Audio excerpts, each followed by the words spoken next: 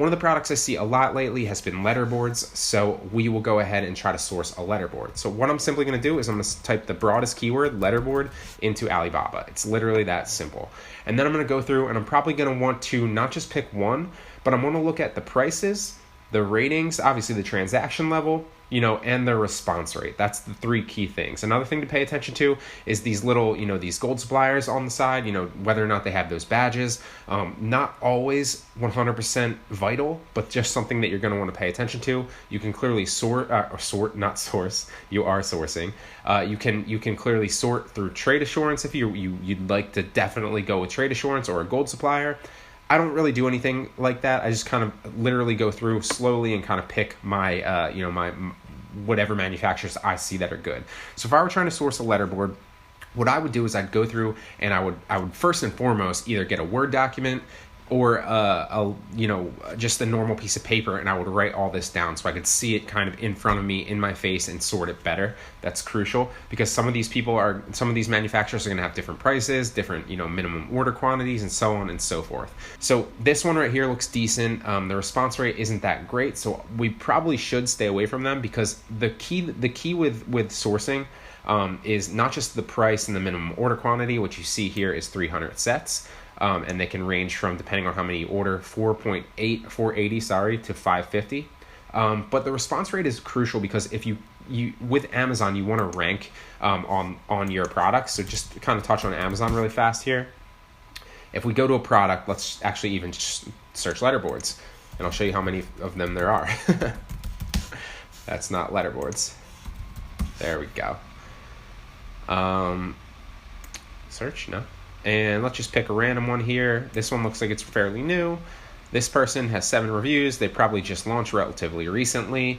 And you can see here that they're ranked 4,889 in office products. So not that bad. If we look at Jungle Scout, they're probably selling, looks like 400 or 500 a month. I'd say that's probably a bit high since they just, they're probably ranking right now. That's probably heavy aggressive PPC and a lot of different other things. So they probably realistically selling 200 to 300 maybe on average a month. But that's the key. So you want to keep your sales high, but you also want to stay stocked in inventory. Sorry, I didn't mean to highlight that. If you want to keep your bestseller rank up, because that will mean that you're obviously selling more, and you basically you'd be ranked higher in search results. So if somebody types in letterboard, like I actually did, you're going to pop up higher in search results, not just through your PPC, but also organic. So you'll see that this is literally ranked second on Amazon, and that's why they're selling so many of them right now, because they're ranked so high. So you're going to want to keep your items in stock, and the way that you can do that is by reordering when you get low. Now, if you go to reorder and they're not very responsive, and that's the key with the response rate, then you're going to have trouble getting your items back in on time, and then you're not going to have any sales if you run out of inventory. It's just a whole thing that you kind of want to avoid. So stay tuned for another bonus tip on how you can actually not source from Alibaba and help yourself out with that later. This is actually like what I said I do on 2 of my products, and I found very, very effective. But so, I might look into this. Maybe they could maybe they'd go a little bit lower. I might look into them, but that response rate definitely kind of gives me a little bit of red flags. This response rate is a little bit better at 77%. They have trade assurance. They have 1 year as a gold supplier. And I forget exactly what gold supplier means. I just believe that that means that they have to keep it simply, I'm not sure exactly what it means, but I know that it means that they have a history of selling goods. So whether or not they have a history of serving customers well, they have a lot of, sales or manufacturers, just overall, it's a good indicator that they're successful on the platform the longer they have the gold supplier badge for. So did I get that one already? I did. So, that's Amazon. So I'm going to check into this one, and just to keep it simple, we'll just run through this because I don't want to waste too much of your time here. I just want to kind of go over it, kind of a little bit to give you an idea. This 42.7% response rate, I'm going to stay away from that. 37, stay away from that. 72.9, that's pretty decent trade assurance, and 8 years of gold supplier with a little bit higher of this. And a 200-piece minimum order quantity. So I'm going to open them as well. And like I said, you're going to want to look for about 5 to 10, depending on what you're searching for. There might not even be 10 of them. A lot of times there are.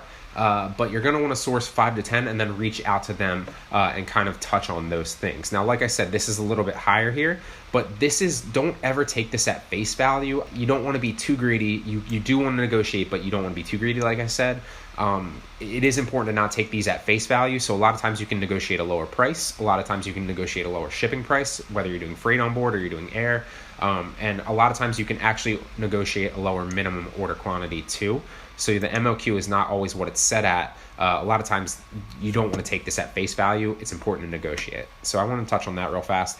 I might open this one. This one looks half decent. 1 year, 76.1 response rate.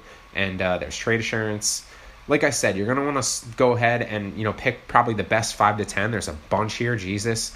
And that's pretty much how I source from overseas. Then I'll reach out to contact each supplier. I'll go ahead and I might say, hey, I was looking to, potentially order X amount of units, whether that's, 200, 300, 400. I was looking to get a quote. I wanted to do air supply, or not air supply, air shipping. I don't know where I'm coming up with air supply. I want to do air shipping. I was looking to get it door to door with air shipping. Could you give me a quote on that? And they'll reach back out to you. And a lot of times they'll either give you a quote or they'll say, oh, our minimum order quantity is this or that. And then as you hear back from more and more suppliers, you'll see kind of the different nuances of each. So some people might be a little bit more flexible than others. They might be willing to work with you a little bit more than others, drop their minimum order quantity, lower their price. And you can obviously, like I said, you don't want to be greedy, but you can somewhat play each manufacturer off each other and be like, listen, I got this offer from this manufacturer. You guys seem like a great company. I would love to work with you. But, it doesn't really make sense for me financially to do that if your minimum order quantity is here or your price is here, but, this, X person is here. So like I said, you can play each other off of each other. You can play them off of each other, but you need to contact a couple of them. I suggest 5 to 10 of them. And then when you hear back, just literally pull the trigger. It shouldn't be too much. I would put lowest 500, and that's kind of pushing it. You might want 500 to maybe 1,000, maybe 1,500 to $2,000 if you're really getting up there with a fast or a high amount of order. But like I said, 500 to 1,000 should cover your first order. And then as you make money, you can reinvest and order more. But that's how you source from Alibaba. Now I'm going to touch on 3 other ways that you can actually source from overseas that aren't Alibaba, that not a lot of people, I think they know about it, but they don't necessarily use. I feel like the trend is just, source from Jungle Scout or Unicorn Smasher, and then, source from Alibaba, or product research from Unicorn Smasher and Jungle Scout. And then source from Alibaba. But you can find a lot of great things on DHgate. It's actually another wholesale website. And then as well with Thomasnet. Now, I believe Thomasnet is just for Canada, Mexico, and the United States, just kind of North America. And I'm not sure if DHgate is either. I believe DHgate is global. You can also search through Google for manufacturers. And this is actually how I found my last product, the one that I sourced from actually the United States. So something to keep in mind is, and by the way, this literally goes the same as Alibaba with DHgate and Thomasnet. You literally just search for the whatever your keyword is, and then you sort through a couple suppliers. So maybe if you live in North America, you want to do Thomasnet and Alibaba, and then kind of see what kind of options you have in both. It's important to do this, and it's also important to search through Google. And the reason being is just kind of show you letterboard manufacturers near me. It's important to kind of do this and kind of go through and look. See, this actually suggests you Thomasnet right here. But there might be somebody that you're overlooking that's close to you. So for me, this obviously differs depending on the country that you're in and where you're sourcing from. But with me and my last product specifically, there were a lot of manufacturers in the United States that manufactured that product. And so I looked in Alibaba to manufacture that product, but then I also looked in Thomasnet and I Googled it, and I actually found my manufacturer by Googling it, and I didn't see them either on Thomasnet. They might have been a little bit down, but I didn't notice them at first. And I did not see them obviously on Alibaba because they're not in China or Russia or India or anything. But that's how I found my last manufacturer. And it's important to do that. And the reason being is because even if you're paying like 50 cents more per unit with an American company, or maybe you live in Australia, I'm not sure if there's many manufacturers there, or maybe you live in the UK and there's a manufacturer there, something like that, or Canada, it's important to understand and kind of really do your research, not just with your product, but also with your manufacturer. Because like I said, I might have been paying 50 cents more per unit, but I had a very, very fast response rate because they were in the US. And I also had a very fast reorder rate. So if I was getting low on inventory, I could just reorder. I didn't have to worry about reordering 2 to 3 weeks in advance potentially.